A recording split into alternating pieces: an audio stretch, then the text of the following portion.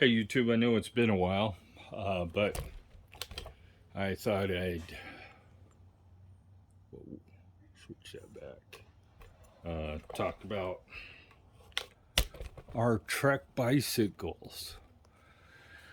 There's been some questions why we bought them. Um, Quite literally, we wanted an everyday bike that we could ride every day without worrying about the excessive wear on the other bikes with a normal size tire, so that I didn't have to spend 70, $80 every time I change the tires on the bike. These probably can be found for 10, $12 a piece on Amazon. Maybe not this quality. These are Baum Triggers Ultimate Protection. Get that thing to stay up there. So they actually have flat protection built into them. Functionally wise, it's an electric bike. It's a class 1. Um, we have so many box elder bugs around here. Poisoned them last night, killed off maybe 10, 15,000 of them. But they're still crawling around. So, anyway, it's got a 400 watt, a 400 watt battery. So it makes it 11 point some amp hours. So technically, amp hour wise, it's a little bigger than the XP. There's a 500 watt battery available for it. That's probably what we'll buy as an upgrade. Um, we were just got back from camping. We took these with us. I have a rack in the back of the pickup. It's called a bed mount, where you take the front wheel off. Since these are quick release, it's pretty easy to use. The bike is faster than the XP, uh, with using less energy to do so. So, has hydraulic front and rear disc brakes, 160 millimeter, just like the XP came with.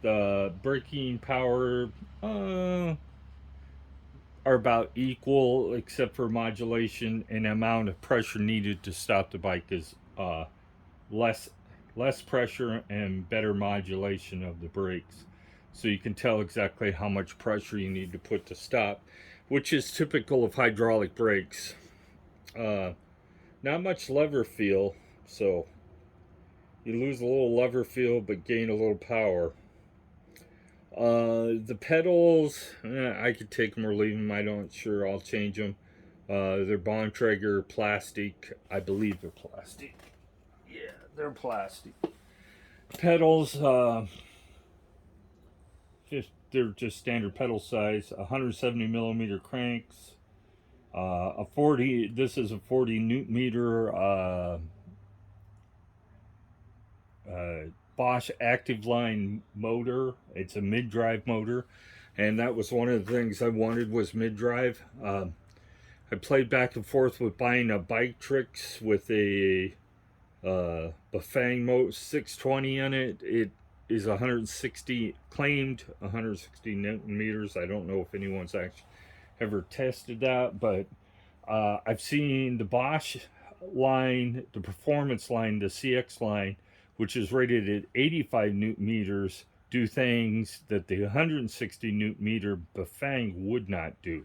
So my guess is Bafang has inflated those numbers a little bit. So this is 40 newton meters at full turbo mode. It produces 240% of what an average human can produce for torque.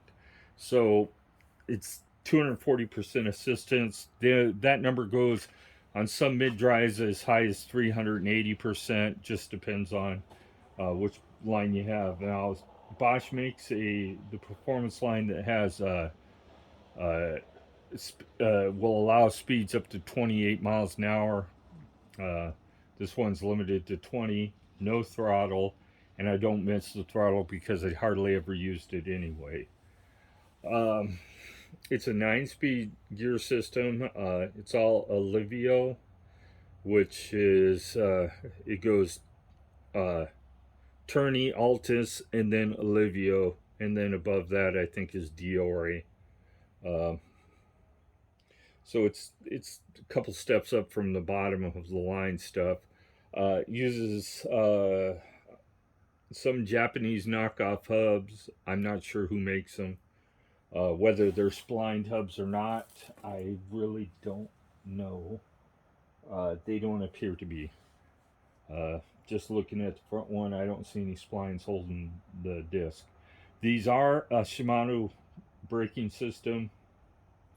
So they're Shimano, the whole system Shimano, including the rotors. The fenders are made by SKS, which is a German brand, well known in Germany, maybe not so much here in the United States. And then again, Bosch is a German brand. It comes with the, I believe they call this the, oh, I don't remember what it's called exactly, but it's the bottom of Bosch's line as far as controllers, screens. It only has average speed, trip distance, and total distance travel and range estimation, which is, I haven't really noticed that it's off, but it seems to be dead on. The mileage on these, this bike has been dead on with GPS, so the speedometer is right. There's a magnet on the back wheel. It's tiny. Not sure you can see it in the picture, but it goes past the sensor, which is on the chainstay. That when it passes, it senses the rotation. There's a sensor in the mid-drive that tells how much torque you're putting in and increases it appropriately. It's based on how much output you're putting out. The more you require from the motor, the less range you get. So the bike pedals fine without the motor. Matter of fact, it does give you some assistance starting out, but it pedals fine without any assistance. So if you got stuck out on the trail without any battery left, it wouldn't be a struggle to get home. Some of the hills might not be any fun, but hey. It has a 11 to 36 tooth cassette, so it is easy to change. Don't need a chain whip and a Shimano tool, which I have here. I don't have to worry about buying anything else. It has a 38 tooth steel chain ring on, which is made by Bosch on the front. It has a chain guard to keep your legs from getting greasy, which is nice if you're wearing jeans or long pants. We both have the same bike. The only difference between ours is I have a different bag. I have the Pannier Bontrager bag, and she has just a straight Bontrager bag. These are expensive. But they are definitely well made. They come with a rain cover, so if you get caught out in the rain, you can pull. It's in the front pocket of the deal. It comes with a key. Let me show you. This Bontrager system is part of the MX system. I hope first. I don't know if the key's in here. I think it is. I got to figure out where though. We have an extra inner tube in each bike, and I have a pump for it.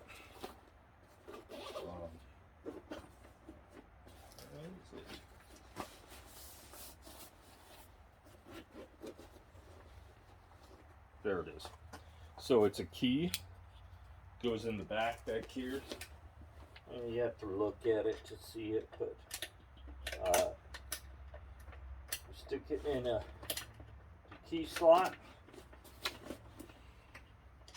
I can get it. I don't have my glasses on while I'm trying to stick it in from the wrong direction too. So it lifts up.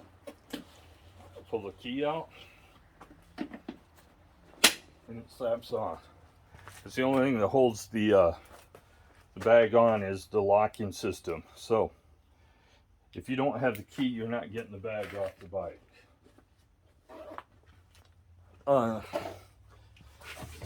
Expensive. Yeah, they sell these racks as an addition. This one's integrated into the fender, and it's called the MKS system. It's a special rack that goes with the bag. I figured since they made the effort to put it on there, I might as well buy the bag. Hers was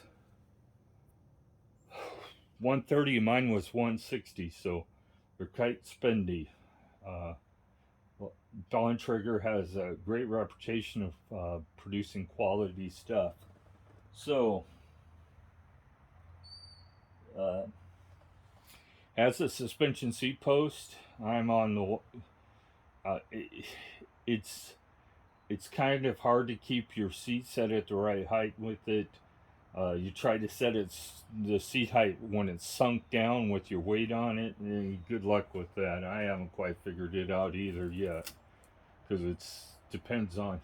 So if you go down the trail and you lift up, then you're going to find that your seat height isn't set right because the seat's expanded back out. And I have them all the way adjusted as tight as they go. They're rated at 320 pounds, so I'm 289. I've lost another 3 pounds over the last 10 days, even though I did not ride much. The battery has a locking system. You don't need a key in the bike to ride it. You can check your battery level if you want to, but when you check the battery level, it also turns the bike on. It has front and back lights. They are just lights, they're not stop lights. And as you can see, the cockpit here, I have a drink holder. This is a Bontrager drink holder. You could put a coffee mug in there if you want. This is some cheap phone holder off Amazon. I'm not really that happy with them, but they work. I'm not going to recommend them, let's just put it that way. Our ones on our other bikes don't fit on, it scratches up the bar. So Karen wanted something different, so she bought 2 of them. I put them on. And it's likely that we won't be putting any more accessories. This mirror is one I bought at the bike shop, but it's actually a French design. It doesn't vibrate too much, so it's pretty good. It goes, you have to actually take your bar and cap out and put this in. But it folds in, it works well. I have one on my bike too, so the only way you can tell our bikes apart is by size. Karen ended up with a small, which she wanted more upright seating position than you get on the medium, so she got a small. All the cables are internally routed, except for basically, well, even the brake hose that comes out to the back. It comes out the bottom of the bike and goes towards the back. The reason I chose a 28-inch wheel is compliant. It's more compliant over the bumps. You feel the bumps less. It rolls over bigger objects easier. So one thing you'll notice on the XP is when you come up to a hard cornered object, say they graded the road or something, and you're having you have to go over a graded portion of it. It's a little harder to get the bike over. It's more jarring. These roll over it like it isn't even there in most cases. The wheels, the main differences between this and the XP as far as drive systems, the hub the rear hub drives the wheel, and on this the mid drive drives the chain instead of the wheel. So the wheel doesn't have to be as heavily built. It does have an e-bike chain on it, and they are specific. They make them a little more heavy duty to take the torque from the motor. Like I said, most humans, the motor produces more torque than most humans can well, any human can produce. So keep that in mind. The fenders, the lights are bright enough that you can see with them. Um, Bike does not have a walk mode. The computer, his truck has disabled the walk mode for some reason. Don't ask me why. So there's no walk mode with this, but I didn't use it on the XP, so I don't imagine I'd use it on this. The fenders are adjustable. You can move them farther or closer to the wheel depending on what you want. Everything on here is pretty much an Allen wrench to tighten or loosen. This has a quill stem just like the XP. It goes down in and it has a wedge that holds the stem in. I imagine you could change that to a headset if you wanted to buy a different fork. It is a steel fork and it has pannier attachments for the front, the pannier rack, so you can put pannier rack on the front if you are planning on taking the bike on a trekking tour. You can upgrade this computer if you want to, but it requires it to be done at a bike shop, and it requires it to be done at a Bosch authorized bike shop. They have to know what they're doing, otherwise you may not end up with a functional bike at the end. It's not something that I think you could probably do at home. They make several different lines of computers. Basically, they just you receive more functions with every computer level that you go up. They even make some that have built-in GPS if you're looking for something like that. The bike was $2,800 without any accessories. So by the time you add in all your accessories, you're $3,000 into the bike easy. The tires are really a little roll resistance, low rolling resistance. The bike turns really quicker than the XP does, and Karen loves it. The handlebars are about the same length as the ones that we have on the XP right now. So if it's going to rain here pretty soon. I was going to go ahead and give you guys the the brake upgrade on the XP on mine today, but it's looking like it's going to rain. We're supposed to have thunderstorms moving in, so I'm going to put this off until the weather's better this weekend. I'm hoping. I also have work to do on the trailer. I've already started some of it, but it has to go back to the dealer. We're having problems with the air conditioning. Either the board or the thermostat's bad, and the fireplace is not working like it's supposed to. It shuts off randomly and it won't turn back on, and it beeps loud enough that people commented at the campground, asked us what was all the beeping about, because sometimes it'll beep multiple times in an hour. Will wake you up at night. It's loud enough. So the fireplace has to be replaced. The dealer's already opened up a ticket, and our warranty expires on October 14th. So I have that going out on Monday to the dealer, and I was hoping I have to have it winterized, he said, before I bring it there. So I'm planning on winterizing it before it gets to the dealer.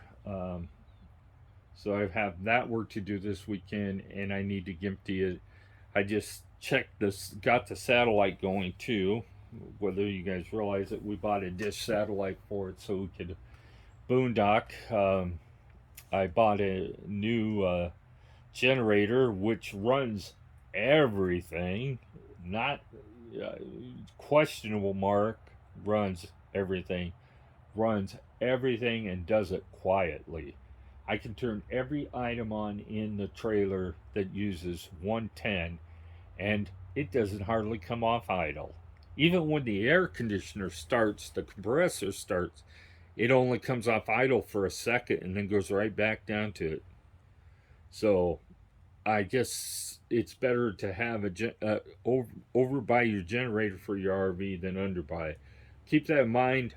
Uh, we tried several different brands of 2200 watt generators trying to run our RV, and not a single one would run them for more than a couple of minutes. Some of them would run it, but they were maxed out in RPM. You can't imagine that your generator is going to last long doing that. Um, so I bought the Pulsar G450RN Silent Series, and I ran it today uh, with the trailer plugged in, and was amazed on how quiet it was. I didn't do a video of that. I may do another one in the future. It doesn't have much gas in it, and to top it off, the generator that we had for emergency at the house was 2500 running watts and 3250 peak, uh, and it would run everything we needed it to run. The two refrigerators, or the freezer and the refrigerator, and the lights, and like some miscellaneous stuff in the house. So this one is rated 3700 watts, 1200 watts more. So I'm thinking it'll even run the furnace in the wintertime, no problem.